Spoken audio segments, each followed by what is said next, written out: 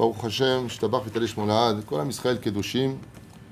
Seulement, malheureusement, à cause des clipotes, c'est-à-dire des écorces que nous avons autour de nous, par rapport à ce que nous regardons, ce que nous voyons, ce que nous observons, on nourrit encore plus cette situation qui nous empêche de pouvoir évoluer dans la sainteté et pas simplement dans l'accomplissement de la Torah et des mitzvot.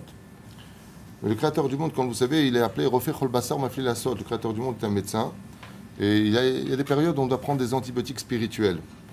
Et grâce à Dieu, depuis la paracha de Shemot jusqu'à la paracha de Mishpatim, nous avons un antibiotique extraordinaire où, de façon générale, comme dit le Zohar Kadosh, il n'est pas évident de réparer les fautes de la débauche et de la Brit Mila, comme vous avez compris.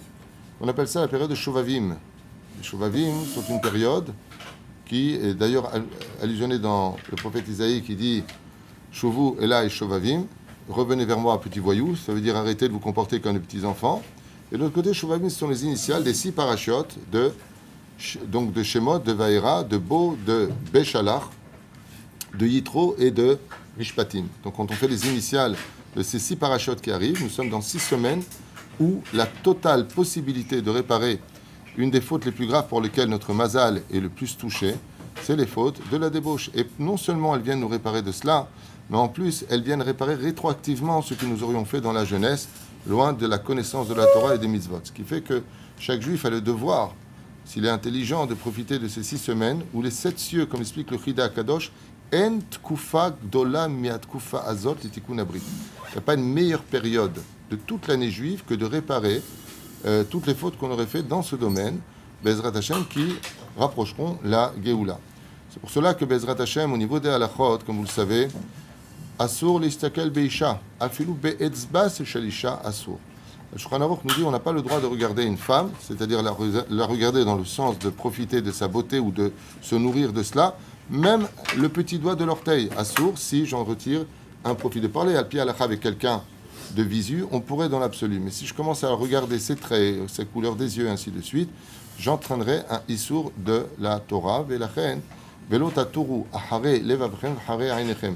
Et c'est un combat pour lequel, jusqu'à la fin de notre vie, notre Yetzer Hara ne nous laissera pas tranquille. Lama, parce qu'on a ce qu'on appelle un nefesh behimi, on a une âme animale qui a de l'attirance pour ce genre de choses, et ça demande une totale misirut nefesh de notre part. Comme le disent nos sages, Akadosh Baruch Hu, il dit comment je sais dans le camp d'Israël qui est de mon côté et qui ne l'est pas.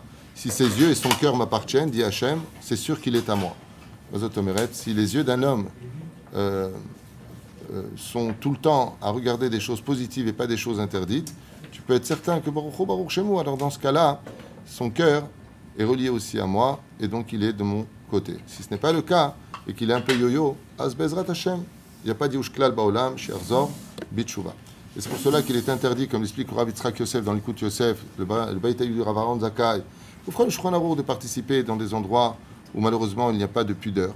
Asur li yitmaseh sham, c'est pareil pour les portables, faire très très attention, et je vous dis franchement, sans portable cachère, je ne vois pas comment on peut éviter de tomber sur des images incestueuses. Vechenal za'aderech, celui qui bezrat Hashem shomer nafsho, il hak midavarra, tout celui qui aime son âme et celui qui aime son créateur devra tout faire pour s'éloigner de toute chose qui est appelée, Pachout, Ra, Davar, mauvais. Pourquoi? Parce que malheureusement, ça le nourrit. Et quand on est nourri de Yetzer Hara, on ne voit plus l'objectivité de la Torah. Après, on dit, il ne faut pas être fanatique, il ne faut pas être ceci, il ne faut pas être cela. On se trouve toujours des excuses. Oh, c'est pas grave. Comme si que, en fin de compte, c'est nous qui décidions de ce qui était grave, de ce qui ne l'est pas. Mais par contre, quand on rentre dans la voiture ou qu'on trouve une rayure dans la voiture, on perd tous nos moyens. Alors que ça, c'est vraiment pas grave, tant que c'est du matériel. Et vraiment de lire les Teilim, le Tikkun HaKlali, d'aller au Mikveh, Vakesh Mechila ou Slicha Vekapara. Il y a le Minak de jeûner tous les lundis et les jeudis. Comme on n'a plus la force aujourd'hui, chez Arbitz Batorah, comme dit le Rav Ovadia Yosef, qu'est-ce qu'il y a plus grand que de souffrir physiquement? C'est d'étudier la Torah.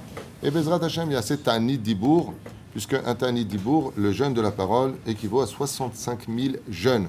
Les Descartes, il retrouve la joie de vivre, il étudie la Torah, il fera un Ta'anit Dibour, va kol yetov, ve yafe baruch Adonai le'olam, amen ve amen.